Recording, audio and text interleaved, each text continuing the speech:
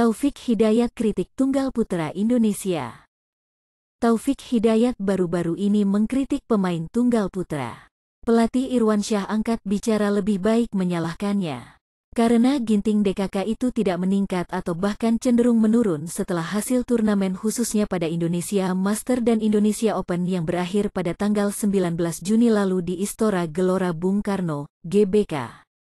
Bahkan, hasil terbaiknya Anthony Ginting adalah ia mencapai semifinal Indonesia Master.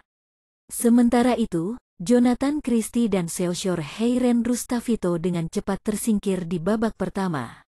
Sedangkan Chico Dwi Aura Wardoyo terhenti di babak kedua setelah melewati tantangan dari babak kualifikasi.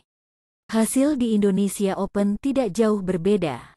Ginting berhenti di perempat final, Jonathan berhenti di babak kedua dan Cesar berhenti di babak pertama. Irwansyah, pelatih tunggal putra, mengatakan para pemainnya pasti mendengar. Irwansyah mengatakan lebih baik saya saja yang disalahkan. Menurut saya, mereka juga mendengar itu. Ginting mengatakan ada juga yang mengatakannya bahwa dia di wastep begini begitu.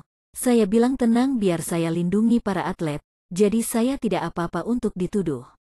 Sejauh ini saya ingin membenahi ide Ginting, agar dia bisa bermain seperti ini kemarin jauh lebih baik dari sebelumnya di Piala Thomas. Itu bukan tugas yang mudah bagi saya. Tapi terima kasih Tuhan, mulai muncul kemajuan.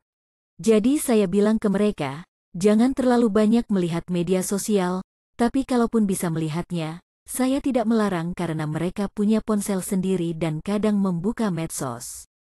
Saya katakan tidak apa-apa, yang penting latihan dengan sungguh-sungguh dan buktikan kalau kamu juga bisa.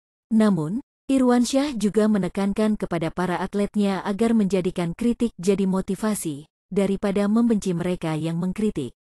Jadi saya ajarkan mereka adab, jika suatu saat mereka akan menjadi pemain hebat ke depannya harus terus mendukung saudara-saudaranya, tambahnya. Ginting tentu kehilangan kepercayaan diri setelah serangkaian kekalahan dialami di beberapa turnamen.